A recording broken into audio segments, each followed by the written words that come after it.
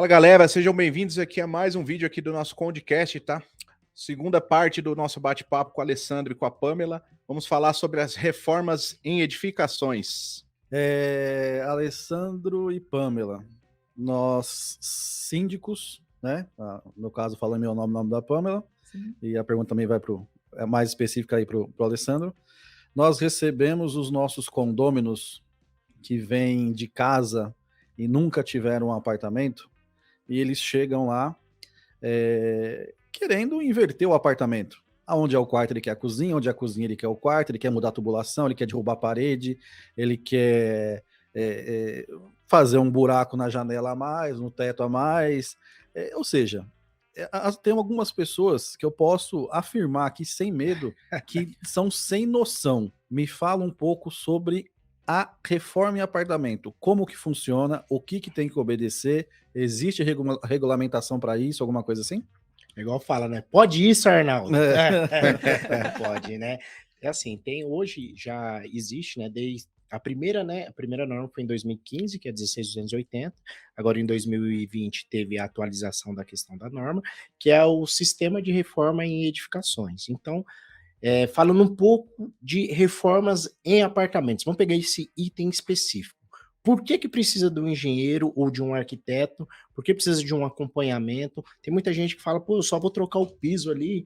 Para que precisa de um engenheiro para assinar um RT para trocar o piso?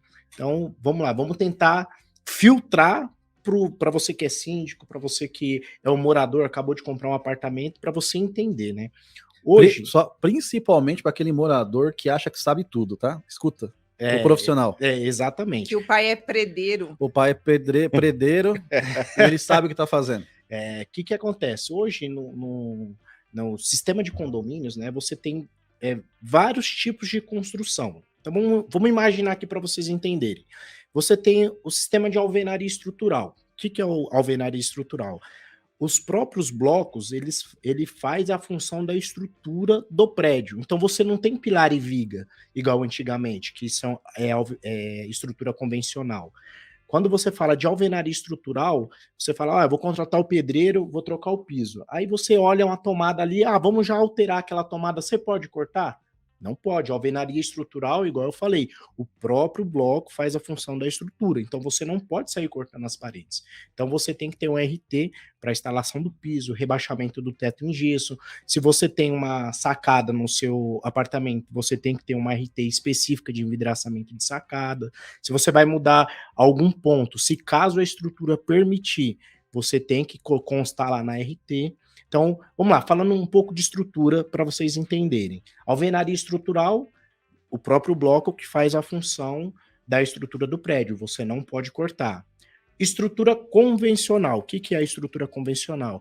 É aquilo que se usava, vamos colocar assim, mais antigamente, que você tem pilar, viga, as paredes só são de fechamento. Então, ali você pode fazer a remoção das paredes, desde que faça uma consulta antes da sua planta, porque às vezes você vai remover aquela parede, e se ali passa um shaft, passa uma tubulação, um sistema de elétrica, então você tem que consultar a sua planta, normalmente o manual do proprietário, você entrega para o engenheiro para ele fazer uma avaliação, para ver se aquela reforma proposta consegue atender.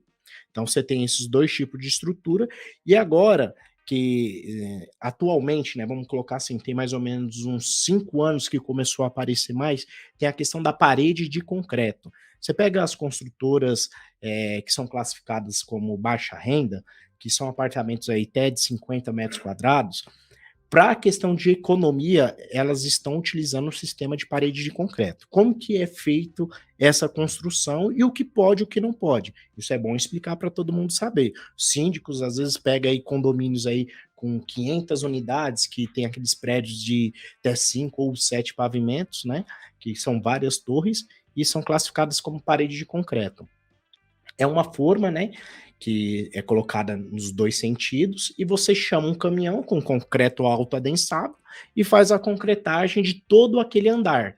Passou um período, né, 7 dias, você desforma e vai para o andar superior. Por que isso? É para tentar economizar a questão da construção. Acaba sendo uma construção mais barata. Falando na reforma dessas unidades, né, desses apartamentos, parede de concreto é a mesma coisa que a alvenaria estrutural. Você não pode cortar as paredes. Por quê? O prédio em si ele não tem pilar e vigas. Então, a própria parede que faz a função estrutural. Então, você cortou uma parede, o que você está fazendo? Você está cortando a estrutura. O que isso causa? Vamos imaginar, você está lá no primeiro andar e o prédio tem 15 andares, você cortou a parede, você acaba gerando trincas, fissuras e até mesmo problemas mais graves, né, que é problemas estruturais, por conta desse corte de parede, né, que acontece. Voltando nesse prédio que você falou das paredes de concreto, eu vi na Avenida do Estado a construção de que as paredes vinham prontas no caminhão. Subia com guindaste e encaixava. É também esse tipo? Isso aí já eu não sei se era interno ou era externo. Eu vi chegando as paredes com a janela já, falei, caramba, e encaixa na obra. Isso aí é um pré-moldado, é diferente. Quando a gente fala da parede de concreto, ele é moldado em loco. Então, você faz a estrutura metálica, que são forma mesmo, igual vamos para facilitar, igual forma de bolo. Você monta todo o andar ali, a parte externa, você vem, coloca a armação, passa o sistema hidráulico, o sistema elétrico, né? Faz o fechamento, que vira como se fosse um sanduíche, e em seguida você chama a concreteira, né? O caminhão de concreto, com concreto especial, né? Que a gente fala concreto autoadensado, faz um enchimento que já preenche tudo, é laje, parede, fica prontinho. Depois de 7 dias, dependendo do projeto, né? Você desforma ele, tira as formas e já vai para o andar superior. Então, assim, o que você está falando da Avenida do Estado, tem uns que são moldados em loco, e tem outros que já vêm com algumas, vamos colocar assim, partes ali prontas, já são prontas. Você só faz a instalação e faz a concretagem, que é vamos colocar assim para todos entenderem, o chumbamento, né? A fixação dessas paredes no local correto, né? Indicado. Tá. Agora eu vou perguntar para a Pamela e já vou estender para o Diego também. Tudo que o Alessandro falou referente às normas, o que tem que ser feito, o que pode ser feito ou não. Os condôminos todos respeitam? São todos seguem o que o engenheiro falou? Segue certinho. Eu tenho um conselheiro maravilhoso e ele tem uma frase que eu carrego para a vida. Tem pessoas que têm mente brilhante, né? Eu fico impressionada com a criatividade das pessoas para fazer coisas erradas. E coloca a própria vida. E são muitas, né? Não são poucas. Gente, na hora que eu acho que eu já vi de tudo, o povo se supera. Tem hora que eu falo assim, agora a NASA vem. Não é possível, né? Então, assim, eles não respeitam. Muitas vezes entra num embate, num desgaste, quando você quer só simplesmente proteger a família dele. Quando você fala assim, não pode, porque veio o laudo estrutural do condomínio, você tem a questão do peso, às vezes na laje, que pode impactar na estrutura do condomínio.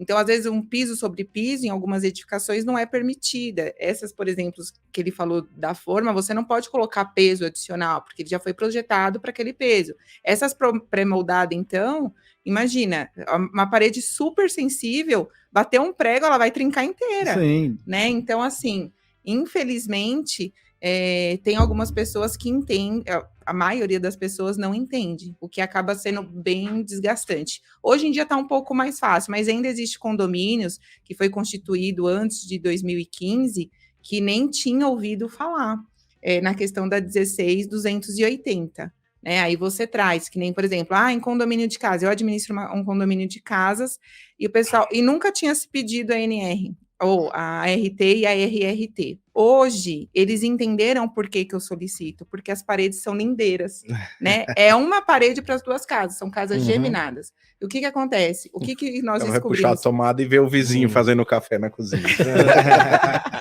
Exatamente. Então, acontecia muito isso. Paredes estruturais que foram... mas é a minha casa, sim, mas a sua casa faz parte de um bloco de casas, são 2 ou 3 casas, se você tirar a parede do meio, certamente vai tomar para um lado ou para o outro. Então, a gente precisa realmente estar em cima, acompanhar a obra, fazer a solicitação da documentação e acompanhar a obra, porque muitas vezes entrega a RT ou o RRT de uma forma, é só pintura, aí você vai lá, tá colocando uma janela a mais, fazendo um outro pavimento, fazendo um sótão. Puxando uma tomada extra. Exatamente, a mente brilhante flutua, né? E o importante é você não ter o conhecimento, né, o básico, e não se amedrontar com as carteiradas, né? Porque, eu já consultei um advogado, dentro da minha casa eu faço o que eu quiser, a casa é minha. né? Então é importante você ter esse conhecimento técnico para você falar, tá bom, então passa para o seu advogado que você quer tirar uma parede estrutural do prédio de 16 andares. Isso. Né? Isso mesmo. Será Eu que ele falo vai isso. estar de acordo? Ele vai assinar para você? Eu falo isso. Eu primeiro embargo sua obra, depois a gente conversa lá na justiça. Isso. Você não pode ter medo de bravata, porque a responsabilidade é só nossa. É o que mais a gente tem, né? Mais o que nós temos. Mais que a gente tem. E vale colocar aqui, o pessoal pergunta muito, qual que é a diferença de ART para RRT? A ART é o engenheiro que emite, o RRT é o arquiteto que emite, lembrando que arquiteto ele não entrega laudo estrutural, né? Quem emite é apenas o engenheiro. Então, aquele casal que está casando, está planejando a lua de mel e quer mudar a estrutura do apartamento, ele tem que fazer o cálculo estrutural de mudança de parede, ou então colocar o contrapeso. Tem coisas que é permitido fazer, não, mas quem vai dizer com sabedoria e assinatura, colocando lá o nome, é o engenheiro. É o engenheiro, né? Aproveitando o gancho, vamos desvendar o que é ART e o que é RRT. Eu queria, assim, de uma forma bem resumida, Alessandro, para que serve, como que é, os tipos de ART, tá? E já inicio assim. ART, eu posso comprar no Mercado Livre ART? Clico lá, ART, vou pintar o meu apartamento, vou derrubar 5 paredes, aí vem lá pelo e-mail, ART emitida. Né? Eu posso fazer isso? Não pode. Vamos lá. A ART, Anotação de Responsabilidade Técnica. Quem faz a emissão? Um profissional habilitado, um engenheiro. Então, assim, você vai fazer a reforma do seu apartamento. Primeiro, você, às vezes, muito das vezes, você não sabe o tipo de estrutura que é o seu apartamento. Você não é técnico. Você comprou, a construtora, o corretor também não é técnico, ele te vende o apartamento, você vai começar a fazer a sua reforma, chama o pedreiro da esquina lá, vamos reformar. Opa, espera aí, vamos primeiro avaliar a estrutura, ver, igual eu expliquei anteriormente, que tipo, se é uma alvenaria estrutural, convencional, parede de concreto, e aí sim você vai começar com o processo executivo, né? Vamos fazer um escopo de trabalho, ver o que você realmente quer fazer no seu apartamento, se pode fazer aquilo que você pretende, né? Você, depois desse escopo, vamos pegar lá, não é só, vou falar eu mesmo, como que eu faço a emissão desse documento, da RT? Eu não simplesmente entro lá e faço a documentação pelo sistema do CREA. Primeiro você tem que ir lá, você tem que tirar, eu faço dessa forma, tiro todas as fotos do local, né? Pego o escopo. Só pontuar, você vai no apartamento. Exatamente. Você, morador, que o engenheiro tá morando no Amazonas e emite a ART pra gente, não vale. Ele tem que ir até o local e verificar. Tá? Só um E ponto. mandar a foto para o síndico, por favor, junto com os documentação laudos, a técnica. documentação, o projeto do que vai ser executado. Ajuda o síndico, gente, por favor. Você pega até orientação mesmo, tira todas as fotos para ver se todas as paredes estão íntegras, né? Se existe algum problema ali, né? Tira as fotos, faz um escopo de tudo que será executado, vê o que realmente o cliente quer que seja feito, se pode ou não, e acaba orientando, né? Você pega, se você conseguir até mesmo, já aconteceu várias vezes do pedreiro tá no local, de acompanhar, eu vou quebrar aqui, eu falei, opa, peraí, é alvenaria estrutural, você não pode quebrar. Mas eu sempre fiz assim, eu falei, não, sempre você fez, mas agora mudou, você não pode, aí você acaba explicando pro pedreiro, Você ele sempre fez errado, então. Né? Acaba entendendo, né? Então você tem que tirar, aí eu falo, por que tirar as fotos da unidade? Até mesmo por segurança. Vamos lá, eu faço a emissão da documentação correta. Vamos pegar um exemplo aqui só para vocês entenderem. É uma alvenaria estrutural, tirei todas as fotos, ele vai instalar o revestimento, o piso, vai rebaixar o teto, enfim, uma reforma simples. Entreguei a documentação, fiz a vistoria, virei as costas, porque eu tenho outros trabalhos para fazer, né? Todo mundo, né? Uhum. Aí o pedreiro vai e te quebra a parede. De quem que é a responsabilidade? Sendo que você orientou e assinou e passou tudo que deveria ser feito. Aí acaba sendo de quem? Do proprietário, que nem do pedreiro porque ele não é técnico. Porque a gente orientou, falou o que tinha que fazer e acabaram fazendo, vamos colocar o profissional ali, ou até mesmo o proprietário, que já pegou o caso do proprietário quebrar a própria parede, fazer um nicho do banheiro, né? Lá quer colocar um nicho do banheiro, não pode, gente. Então, assim, você tem que ter ter toda essa documentação registrada, fotografada, né, para até mesmo o próprio profissional Se resguardar, né? se Porque você que resguardar, assume a responsabilidade no momento que você Exatamente. faz a RT, né? E a RT, existe a RT de execução e Isso. existe a RT de Orientação. orientação. É. Então, para a obra tem que ser a RT de execução. De execução. Sempre, só para vocês entenderem, né? Quando a gente entra no sistema do CREA, que você vai preencher uma RT, aparece vários itens lá, né? Igual, tem RT para você fazer a questão do ABCB, gestão de obras, trabalho em altura, trabalho de fachada, enfim, você é uma gama de serviços. São, se eu não me engano, mais de 80 itens para você fazer a escolha lá para o preenchimento da RT. Então, se você vai fazer uma reforma no seu apartamento e vai trocar o piso e rebaixar o teto, vamos pegar um exemplo só, tirar uma parede, tem que ser uma RT de execução. Então, tem que constar lá o que vai ser feito, quantas unidades, colocar o nome do cliente, porque o preenchimento é automático no sistema do CREA. Você só vai alimentando ali, com os dados do cliente, o que ele vai executar. Porém, igual eu estou falando, sempre a orientação é o profissional colocar a ART de execução de obra. E a RT também, ela é uma garantia para o morador. Por exemplo, aconteceu alguma coisa, apareceu uma trinca no apartamento de baixo. Certo. Aí vai alegar que foi o apartamento de cima. O apartamento de cima quebrou um monte de coisa e não tem RT. Pode sobrar pro cara também, né? Não, Alguma coisa assim. É automático. É automático, né? Não teve ninguém acompanhando, fez coisa que não poderia. Então a RT é uma garantia pro morador. Né? Então, é um documento resguarda, né? Se resguarda de tudo, né? Da RT, da fechamento de vidro, né? Da sacada. Se um vidro escapa, se cai de lá. Quem é que fez? Quem foi o engenheiro que falou que isso aí podia, que estava certo, né? Sempre tem. E é um custo muito baixo, né? Se for levar em conta a toda a obra hoje que a gente faz, a RT, pelo amor de Deus, né? Você aquilo, o barato sai caro às vezes, né? Então, compensa você contratar um engenheiro, e lá faz a documentação correta, você vai ter a orientação, né? Porque tem muita gente, eu vou no médico, mas você não paga uma consulta para ir no médico? Você vai fazer uma reforma, você tem que pagar um engenheiro para te dar a documentação correta. E não necessariamente tem validade, né, a RT. A pessoa está programando a reforma, mas está guardando a verba, vamos supor. Certo. E aí eu falo, não, eu juntei o dinheiro, tenho o dinheiro de pagar a RT. Ele pode contratar a RT e daqui 6 meses, quando ele tiver o dinheiro, ele fazer a reforma? A orientação que eu passo sempre para os clientes, até mesmo para os síndicos, é ele contratar o profissional na hora da execução da obra. Porque assim, um exemplo, você vai fazer a RT.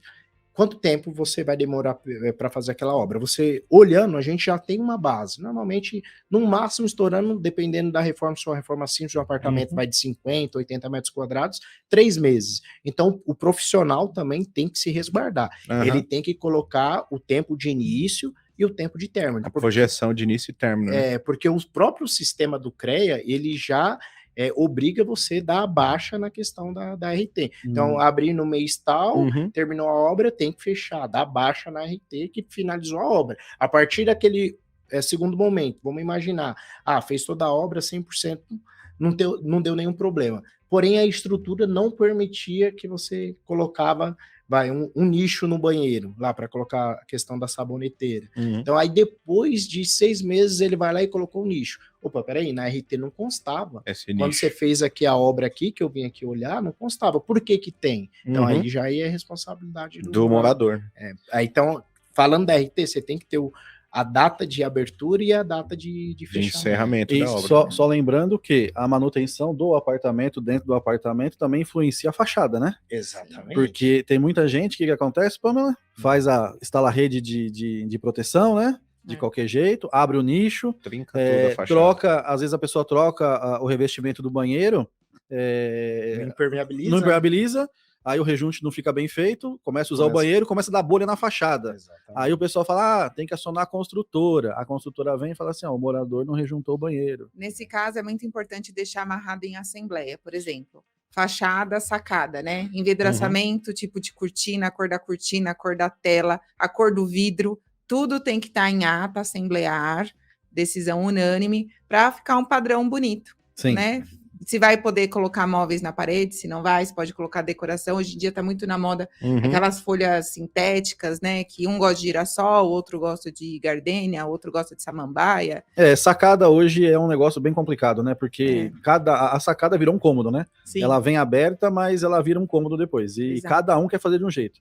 Exato. É amarelo, é verde, é laranja. Teve assembleias que eu participei que eles definiram até o padrão de luminária. Tem que ser spot, não pode ser pendente. Né? Porque o que acontece? A simetria, ela embeleza o imóvel. Ela traz valorização. Porque, normalmente, os imóveis ele tem uma depreciação. Se você não manter a limpeza da fachada, a pintura, tudo isso, vai trazer uma desvalorização. Sim, e a mesma coisa na questão da decoração, né? Mas hoje tem muitas sacadas aí gigantes, né? Que área gourmet. Eu passo, eu vejo cada coisa que, realmente, tem gente que eu não sei para quê tanta lâmpada numa sacada, né? Tem gente com lâmpada azul, eu conheço um condomínio que tem um apartamento que a hora que ele acende as lâmpadas são de 8 a 10 lâmpadas, cada uma de uma cor. Eu acho que é uma rave lá dentro. É rave. Eu sei onde que é esse aí. Esse é o do Alok, né?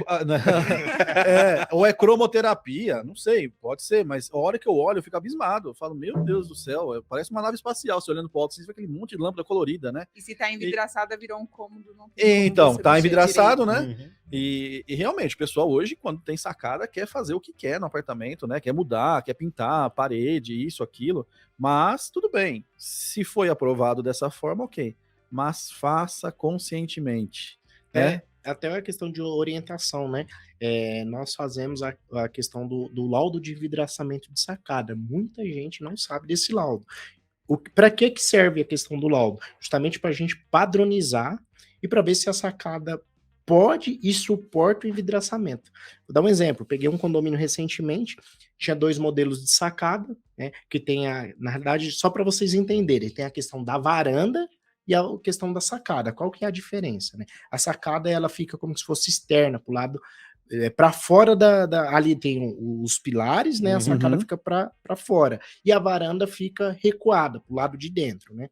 Então, ele tinha em um lado varanda e no outro lado sacada, né? Fizemos os cálculos para ver a questão dos vidros, e no lado que era a varanda, atendeu a questão do peso, e onde era a sacada, não atendeu.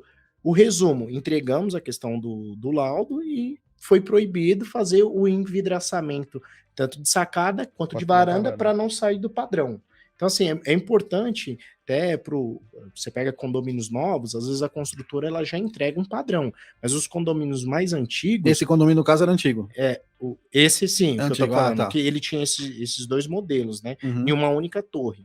Então, você tem que fazer o laudo de envidraçamento de sacada, primeiro item, para ver se suporta o peso. Vamos colocar aí, você pega aquelas varandas ali da região de Santos, ali são varandas gigantes. Você pode concentrar o peso em um local só?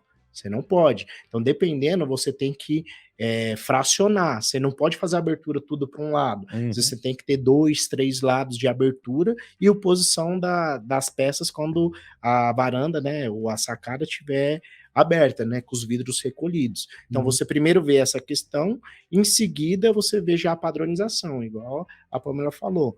Se a questão do vidro, que se tiver algum problema, né, até na própria montagem, caiu um vidro lá, você tem que ter RT responsável. Então, você tem que padronizar isso através de laudo e um projeto, para quando chegar na assembleia, o próprio síndico já levar lá, quem quiser fazer o envidraçamento de sacada, você vai ter que usar um exemplo, um vidro de 10 milímetros da cor verde ou da cor branca, com a questão da cortina, né? A cortina com uma cor determinada, porque fica até mais fácil para os próprios síndicos, que já leva, assim, pronto, mais acabou. fácil, acaba a treta. Alessandro, obrigado pela participação. Pamela, obrigado pela participação. Alessandro, suas considerações? Eu queria agradecer aí a todos aqui presentes, né? Agradecer o programa aí pelo convite e estou à disposição sempre que necessário. Obrigadão. Pamela? Pessoal, eu quero agradecer o convite. Foi um prazer estar aqui com vocês. Parabéns pela iniciativa de trazer mais informações aos síndicos, principalmente para aqueles moradores que são guerreiros, porque não é fácil, são muitas responsabilidades. Então, muito obrigada. Diegão? É isso aí. Obrigado, Alessandra, Pamela, por ter topado aqui o nosso convite para esse bate-papo, né? teve já a iniciativa de começar esse programa já para auxiliar os síndicos, que a gente sabe que às vezes não tem informação suficiente, né? O Google não traz todo tipo de informação que o síndico precisa. Então é mais uma iniciativa para tentar ajudar essa área que é carente mesmo de informação, né? Então é isso aí, pessoal. Chegamos ao fim aqui de mais um programa do Condecast TV, tá? Se inscreve aqui no canal, deixa o seu like, ativa as notificações para você ficar por dentro de todas as dicas que nós vamos trazer aqui para desvendar esse universo condominial. Até o próximo vídeo. Pessoal, a gente quer agradecer aqui também já, tá? Os nossos patrocinadores, pessoal que abraçou o nosso projeto aí de início, que é a Mastercam, empresa de terceirização de serviço na área de vigilância, portaria, limpeza, zeladoria. Mastercam, uma empresa parceira nossa. Mini Express, tá? Mini mercados em condomínios, loja de conveniência. Mini Express também está patrocinando aqui esse vídeo. Elevates, empresa de manutenção, laudos, vistorias, tudo que você precisar na área de elevadores, Elevates faz aí para vocês. Então, Elevates também é uma empresa parceira nossa. E a Urban Materiais Elétricos, tá? A Urban Materiais Elétricos também está patrocinando esse vídeo. Então fica aqui o nosso agradecimento aos nossos patrocinadores.